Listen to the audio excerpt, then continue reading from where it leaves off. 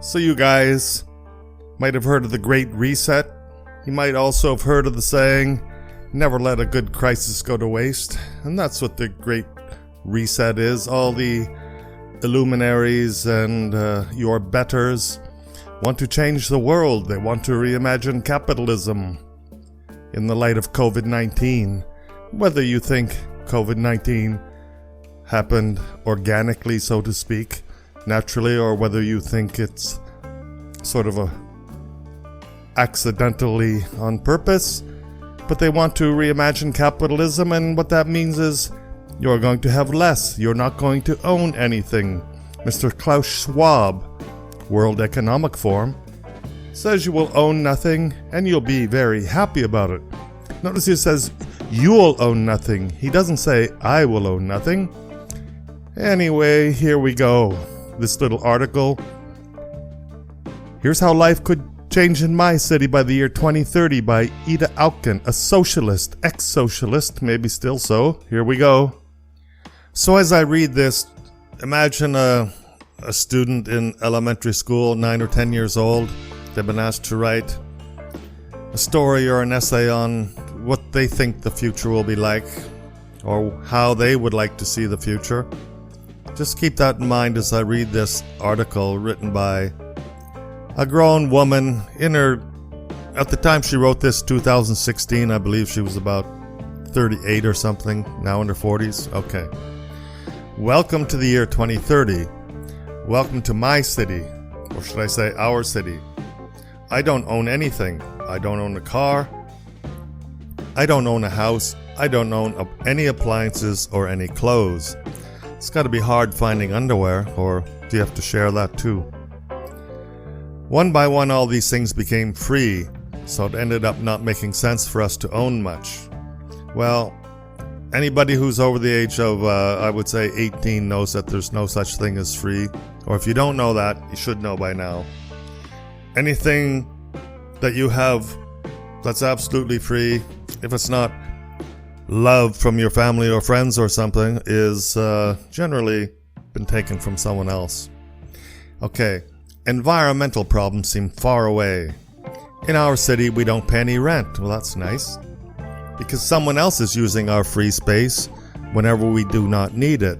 Well, if you don't own anything and you're not paying any rent, then you don't have a place. Any space basically owned by whoever's occupying the space. So if you found a space to occupy and you go out shopping, if it's not being delivered by drone, you come back, there could be someone else living there. Well, it's not your space, is it? This whole thing is based on a complete ignorance of human nature. Humans are by nature very possessive. In many cases, humans like to own certain things to a greater or lesser extent, and especially a place to live, a shelter. They like to call their own, whether you own it outright, whether you've paid for it, or whether you're paying rent for it. If you're not paying rent, if no one's paying rent, then you have no right to anything. You have no right to a space. Someone who's a little bit bigger or tougher shows up, kicks your ass out onto the street. Okay. Once in a while, I will choose to cook for myself. It is easy. The necessary kitchen equipment is delivered at my door within minutes. Since transport became free, we stopped having all these things stuffed into our home. Why keep a pasta maker and a crepe cooker crammed into our cupboards? We can just order them when we need them. Okay, so you want to have a barbecue? If you're allowed to eat meat in this utopia, or you can all be vegan, I guess. So, you want to have a barbecue, you want to bake a cake, you're just going to have an oven or a barbecue flown over to your house on a drone?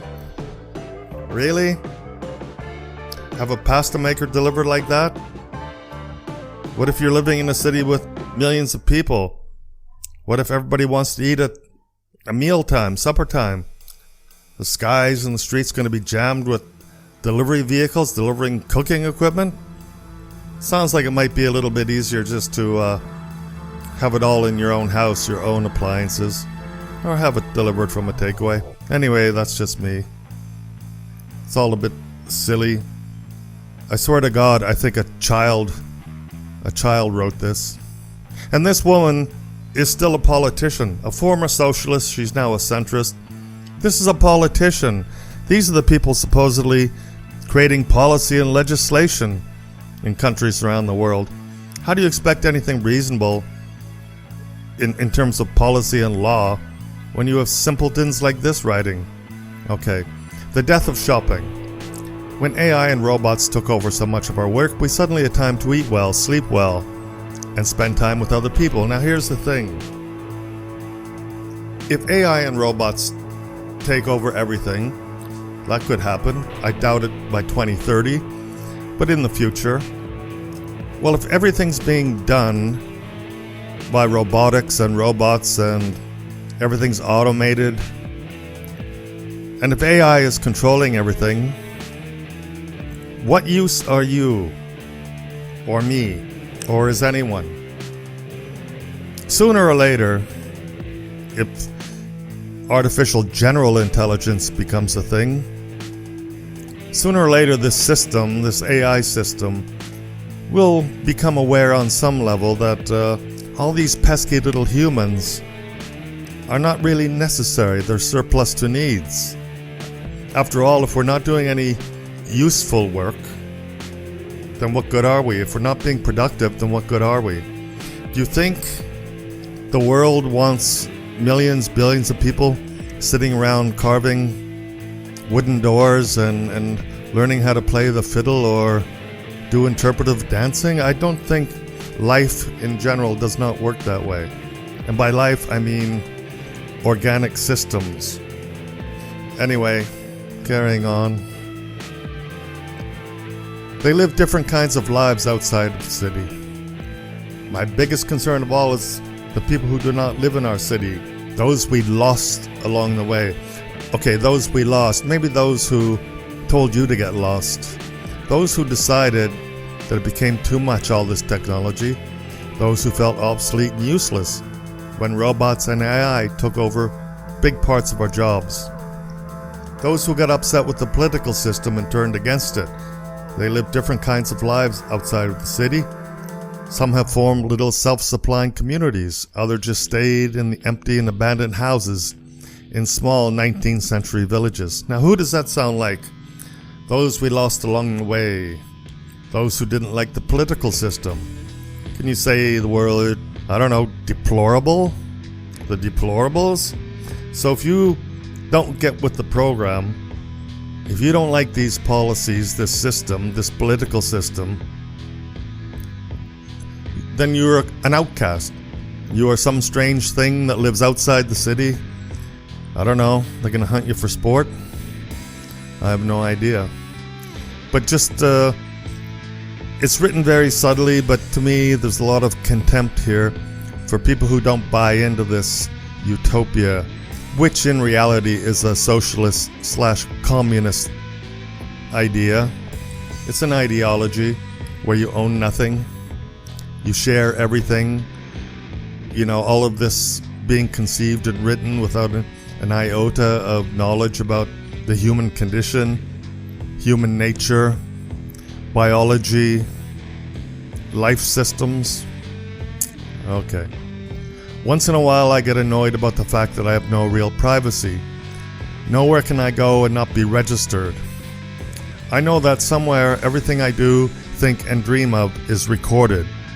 I just hope that nobody will use it against me. So apparently, in this woman's future, utopia, even your dreams will be recorded. Well, that's kind of unfortunate. What if you have a dream anti-system, anti-social? So, do you want this kind of future? Do you want to live in a future where, at the press of a button or less, everything you want is delivered for free, so you think? You own nothing? Not even your clothes? Do you really think the powers that be, the ones who run everything, the oligarchs, the governments, the people behind the scenes, the Davos men and the Davos women, you really think they're going to want us peasants around, eating, us useless eaters, Us useless breathers polluting the planet? I don't think so. I don't think so at all. You know, this whole thing about a restart, a reboot, a new system, reimagining capitalism, all this crap. You're not going to be part of that. You're not going to be there. That's what I see. This is, for those who are there, the few, it would be brave new world if you accept and adapt, if you buy into the system. Then if you don't, it will be 1984 for you. Anyway, that's what I think. Just a brief reading of this. It's all very silly. To be fair to this lady, she says this is her vision of the pros and cons, that she's just thinking out loud kind of thing, and it's not necessarily what she wants. But it's written at the level of a very simple-minded person, a person who's maybe had no work in her life outside of politics. I don't know this woman. She could be perfectly fine lady. But how could you write something like this as an adult in such a simple-minded and unconscious manner and wording, like as if you were a child, as if you had no experience of life, if you didn't have any idea of abstract thought and thought about consequences, action, reaction. Anyway, just thought I'd go through this quickly. Let me guys know what you think. Like, share, subscribe. If you don't like, downvote it. Even that helps apparently. Leave a comment if you want, and consider supporting the channel. Thank you very much.